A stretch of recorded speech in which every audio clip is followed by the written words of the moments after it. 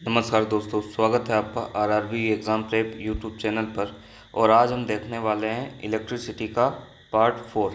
Already 3 part हमारे complete हो चुके हैं, जिसको आप प्लेलिस्ट में जाकर देख सकते हैं। चलिए हम स्टार्ट करते हैं पार्ट 4। इस पार्ट में हमें पढ़ना है ग्रुपिंग ऑफ रेजिस्टेंस, मतलब सीरीज़ और पैरेलल कॉम्बिनेशन ऑफ रेजिस्टेंस। तो हम डायरेक्टली उसी पर चलते हैं। देखिए, ये यहाँ पर है सीरीज़ कॉम्बिनेशन ऑफ रेजिस्टेंस, ये रहा। इसके अंदर क्या है कि इस टाइप का एक सर्किट होता है, आप ये देख सकते हैं। ऐसे एक सर्किट रहता है। इस सर्किट में ये आपको सर्किट दिखाई दे रहा है। यहाँ पर आपको 3 रजिस्टेंसेस हमने सीरीज़ में कनेक्ट कर रखे हैं, R1, R2 और R3। सीरीज़ कनेक्शन किसका होता है? पहले रजिस्टेंस का पहला टर्मिनल यहाँ होगा, दूसरा यहाँ होगा, और इससे दूसरे रजिस्टेंस का पहला टर्मिनल यहाँ होगा। तो एक रजिस्टेंस के सेकंड टर्मिनल को दूसरे रजिस्टेंस के फर्स्ट टर्मिनल से यहाँ पर ऐड कर दिया जाता है। इस टाइप के कनेक्शन को हम सीरीज़ कनेक्शन बोलते हैं। तो यहाँ पर R1, R2, R3 तीनों आप देख सकते हैं सीरीज़ में कनेक्टेड है। इनके अक्रॉस एक V वोल्टेज का पोटेंशियल डिफरेंस का एक बैटरी लगाया गया है, आप देख सकते हैं यहाँ पर। अगर हम यहाँ देखें, इसको हम पूरा डेरिवेशन करके सॉल्व कर सकते हैं, जिसके थ्रू आपको पता चलेगा कि यहाँ पर इक्विवेलेंट रेजिस्टेंस क्या होगा।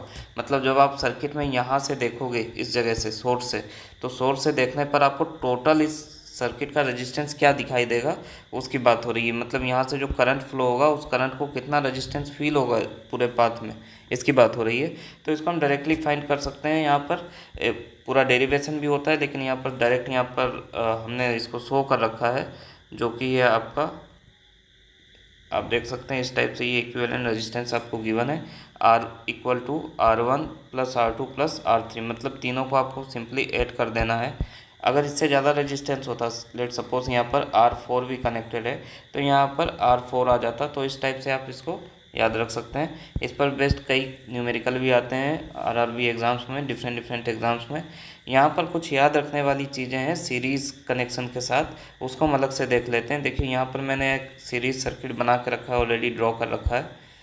इसके अंदर हम बात करें, अगर हम वोल्टेज की बात करते हैं, तो देखिए अगर यहाँ V वोल्ट है, तो इसके अक्रॉस V1 वोल्टेज, इसके अक्रॉस V2 और इसके अक्रॉस V3 वोल्टेज इस टाइप से आ जाता है। तो ये हमने सपोज कर दिया कि यहाँ पर V1, V2, V3 वोल्टेजेस आ चुके हैं। मतलब वोल्टेज का यहाँ पर डिस्ट्रीब्यूशन होता है। ये जो V वोल्ट है, ये 3 अलग अलग वोल्टेज में डिवाइड हो गया। मतलब यहाँ पर जो V है, ये इक्वल टू हो जाएगा V1 plus V2 plus V3, क्योंकि इससे ज़्यादा यहाँ पर रेजिस्टेंस नहीं है, तो ये V3 तक में ही डिवाइड होगा। लेकिन अगर हम बात करते हैं करंट की, तो देखिए करंट हमेशा बैटरी के पॉजिटिव टर्मिनल से फ्लो होना स्टार्ट होता है, और सर्किट को कंप्लीट करता हुआ ये नेगेटिव टर्मिनल तक वापस आता है। तो ये यहाँ पर करंट के फ्लो की डायरेक्शन हो जाएगी पॉजिटिव टू नेगेटिव टर्मिनल, इस टाइप से। यहाँ पॉजिटिव से नेगेटिव टर्मिनल करंट के फ्लो का हो जाएगा आपका डायरेक्शन। तो इसको आप देख सकते हैं, ये एक डायरेक्शन में शो कर रहा हूँ बार बार, इसको आप देख सकते हैं ऐसे करके यहाँ पर करंट फ्लो होगा। लेकिन हम जैसे ही बात करते हैं इलेक्ट्रॉन्स की, तो इलेक्ट्रॉन्स हमेशा करंट के फ्लो के अपोजिट डायरेक्शन में फ्लो होता है। मतलब इलेक्ट्रॉन नेगेटिव टर्मिनल से चलना स्टार्ट करेगा और ये आएगा आपके पॉजिटिव टर्मिनल तक। तो ये तो इलेक्ट्रॉन और करंट के फ्लो की डायरेक्शन होगी। अब आगे देखते हैं कि अगर यहाँ से करंट निकलना स्टार्ट होगा पॉजिटिव टर्मिनल से, तो करंट यहाँ आगे जाएगा, यहाँ जाएगा, क्योंकि बीच में कोई रेजिस्टेंस नहीं, तो करंट आगे जाता जाएगा। यहाँ पर आने के बाद करंट R1 से पास होगा, यही सेम करंट आपका R2 से पास होगा, यही सेम करंट आपका R3 से पास होगा। मतलब सीरीज़ सर्किट के अंदर ये जो कनेक्शन है, ये सीरीज़ का कनेक्शन है। सीरीज़ कनेक्शन ऑफ रेजिस्टेंस में तीनों ही एलिमेंट से सेम करंट पास हो रहा है। मतलब करंट जो है यहाँ पर कॉमन रहता है, करंट चेंज नहीं हुआ, सेम करंट सारे ही रेजिस्टेंसेस से पास होगा। ये इसका स्पेशलिटी है। जबकि वोल्टेज यहाँ पर डिवाइड हो जाता है, सारे जितने भी रेजिस्टेंस हैं उनके अक्रॉस अलग अलग वोल्टेजेस यहाँ पर पहुँच जाता है, डिपेंड करेगा रेजिस्टेंस पर। तो सीरीज़ कनेक्शन में आपको ये याद रखना है। इक्विवेलेंट फार्मूला में अगर आपको बताऊं, R इक्विवेलेंट टोटल रेजिस्टेंस का, तो R1 plus R2 plus R3, ये हम पहले भी देख चुके हैं, ये होता है ये फार्मूला, इसको याद रखना। अब बात करते हैं पैरेलल कनेक्शन की। देख सकते हैं आप यहाँ पर, ये पैरेलल कनेक्शन का आपको डायग्राम गिवन है। पैरेलल कनेक्शन में R1 resistance, R2 resistance, R3 resistance, तीनों के पहले टर्मिनल को आपस में शॉर्ट कर दिया गया है और सेकंड टर्मिनल को आपस में शॉर्ट कर दिया गया है। यहाँ पर तीनों के फर्स्ट वाले टर्मिनल को एक वायर से कनेक्ट किया और इसको पॉजिटिव से कनेक्ट कर दिया है।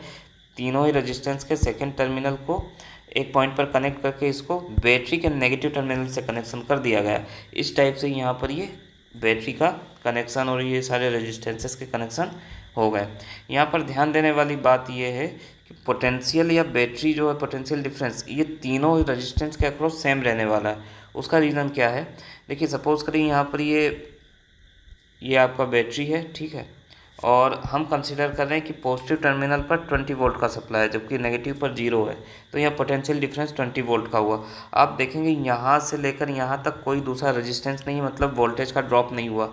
तो डायरेक्टली इस पॉइंट पर अगर हम आएंगे तो यहाँ से ये पॉजिटिव से कनेक्टेड है, तो अगर पॉजिटिव पर 20 वोल्ट है तो यहाँ पर भी 20 वोल्ट पोटेंशियल है, जबकि अगर यहाँ नेगेटिव टर्मिनल पर 0 वोल्ट है तो यहाँ पर भी 0 वोल्ट होगा।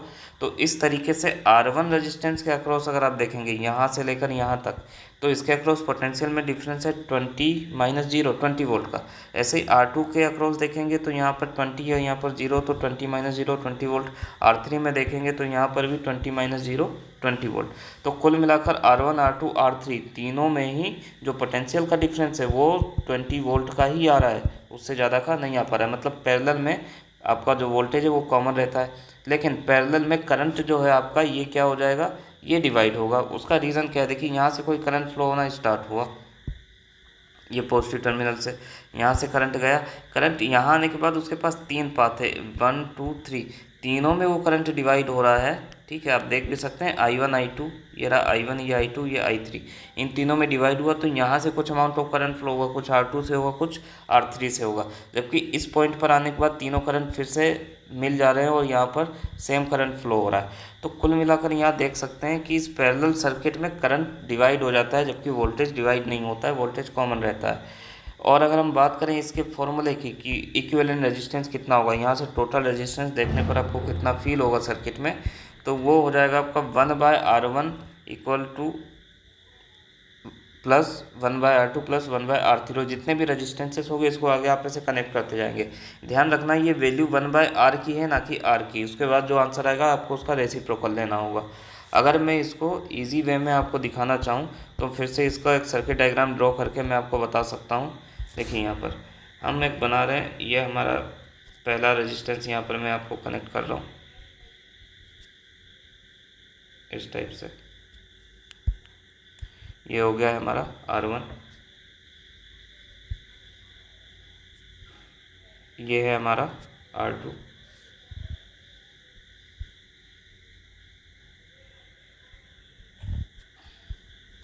और ये हमारा R3, R1, R2, R3। ये ऐसे यहाँ पर 3 रेजिस्टेंस आपके हो जाएंगे। और यहाँ पर आपने ये बैटरी लगा दी। अगर इसके फॉर्मूले की हम बात करें, इक्विवेलेंट फार्मूला, तो ये निकल कर आता है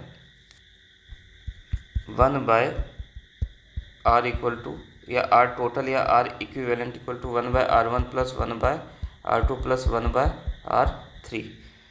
इसको हम अलग से हाईलाइट करके रख सकते हैं। ये हमारा फॉर्मूला है। नंबर ऑफ रेजिस्टेंस अगर और ज़्यादा होंगे तो ये और ज़्यादा रहेगा, आगे बढ़ता जाएगा।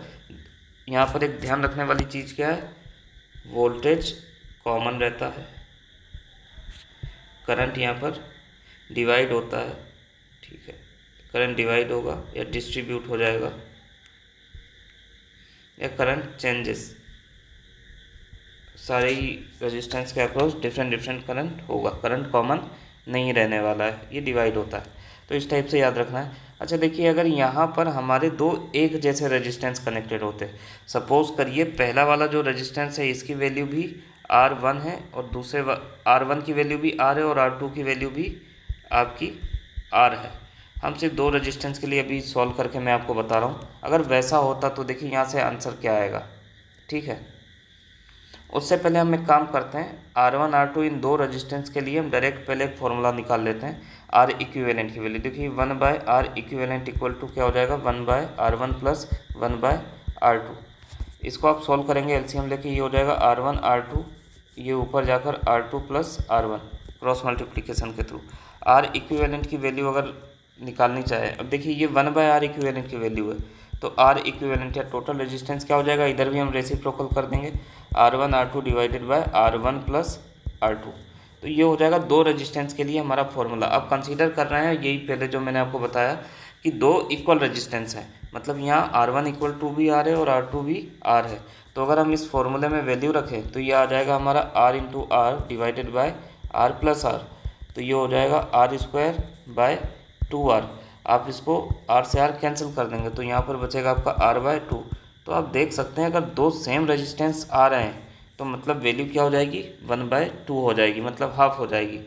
ये फॉर्मूला निकल के आया। ऐसे ही अगर तीन और रेजिस्टेंस R हों, मतलब ये R3 भी आपका R के बराबर हो जाए, तो उस पर्टिकुलर केस के अंदर क्या होगा, यहाँ पर R इक्विवेलेंट इक्वल टू हो जाएगा R डिवाइडेड बाय 3। और ऐसे अगर n नंबर ऑफ रेजिस्टेंस लगे हों तो R इक्विवेलेंट हो जाएगा R डिवाइडेड बाय n। तो यहाँ से ये आपको डायरेक्ट फार्मूला मिल गया है। इसका मतलब क्या है कि अगर आपको आगे कुछ न्यूमेरिकल देखने को मिलते हैं तो आप डायरेक्टली सॉल्व कर सकते हैं।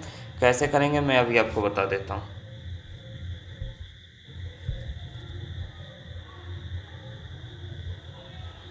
यहाँ आप देखिए, सपोज करिए आपको कोई एक सिंपल सा इस टाइप का कोई क्वेश्चन एक दिया गया है जिसमें R1 R2 R3 R4 चारों रेजिस्टेंसेस की वैल्यू आपको सेम दे दी है।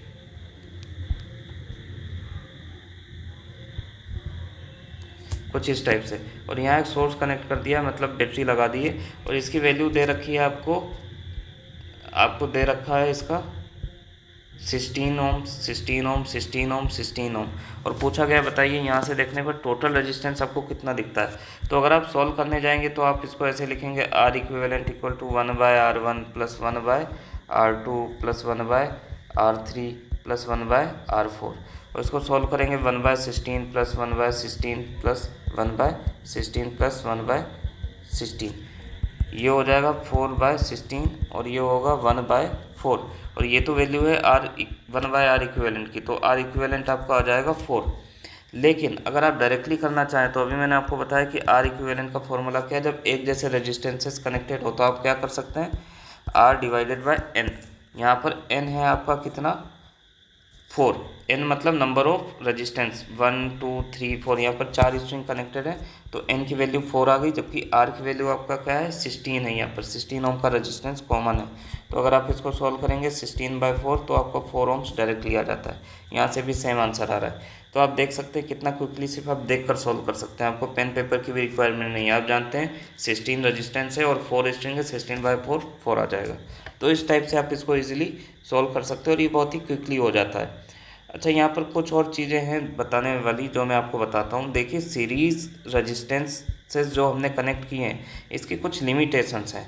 लिमिटेशंस कैसी हैं, सपोज़ करिए कि यहाँ पर ये रेजिस्टेंसेस मतलब कोई अप्लायंस या बल्ब होता है, तो जनरली अगर यहाँ पर 3 बल्ब ऐसे कनेक्टेड है, 3 अप्लायंस ऐसे लगे हैं और इस टाइप से, ये R1 R2 R3 की जगह है bulb B1 B2 B3। Suppose करिए B1 तक तो करंट गया है, लेकिन आगे जाके ये बल्ब फ्यूज़ हो जाता है तो यहाँ से करंट की सप्लाई बंद हो जाएगी। तो बल्ब B1 के फ्यूज़ होने की वजह से, ध्यान दीजिएगा, आप B1 के फ्यूज़ होने की वजह से B2 और B3 भी वर्क करना बंद कर देंगे। तो ये सीरीज सर्किट की प्रॉब्लम है, जबकि ये प्रॉब्लम पैरेलल सर्किट में नहीं है। सपोज़ करिए यहाँ पर भी ये बल्ब लगा है B1, ये यहाँ पर B2 बल्ब है और यहाँ पर B3 बल्ब है। तो यहाँ पर अगर आपका ये कोई बल्ब जो B1 है ये अगर यहाँ से शॉर्ट हो जाता है, ये फ्यूज़ हो जाता है, तो B2 B3 में स्टिल करंट फ्लो होगा, तो ये दोनों वर्क करेंगे। तो पैरेलल सर्किट का ये एडवांटेज है कि किसी एक अप्लायंस के ख़राब होने पर बाकी के अप्लायंस वर्क करते हैं, जबकि सीरीज सर्किट में ऐसा नहीं है, ये उसका डिसएडवांटेज है। तो हाउस होल्ड कनेक्शन के लिए मोस्ट इंपॉर्टेंट पॉइंट है, आपको याद रखना है, for house hold connection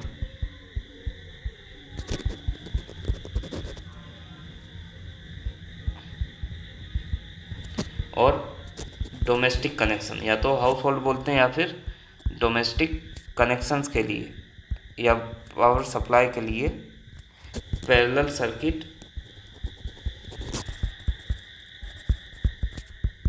is used. Parallel circuit का यूज़ किया जाता है हाउस होल्ड कनेक्शन के लिए, ना कि सीरीज़ का। तो ये एक इम्पॉर्टेंट पॉइंट है, इसको आपको याद रखना है। तो इसके अलावा इस टॉपिक से रिलेटेड जो भी न्यूमेरिकल्स हैं उनको डिटेल में मैं आपको अलग से कराऊंगा। जो प्रीवियस ईयर क्वेश्चन है हम उसको भी देखेंगे। तो ये सारी चीज़ें हम करेंगे। साथ ही साथ यहाँ पर joules law of heating given है, तो उसको भी हम अलग से कर लेंगे कवर। फिलहाल के लिए इतना ही। Keep watching, keep learning. Channel को सब्सक्राइब कर दीजिए अगर आप चैनल पर फर्स्ट टाइम आए, शेयर भी कर दीजिए, और इससे रिलेटेड जितने वीडियो वो ऑलरेडी मैंने डाल रखे हैं, आप उसको भी जाकर देख सकते हैं। अगर आपको PYQ चाहिए किसी पर्टिकुलर टॉपिक पर या फिर और भी ज़्यादा क्वेश्चन चाहिए तो आप कमेंट करिए, मैं आपको प्रोवाइड करूँगा। Thanks for watching.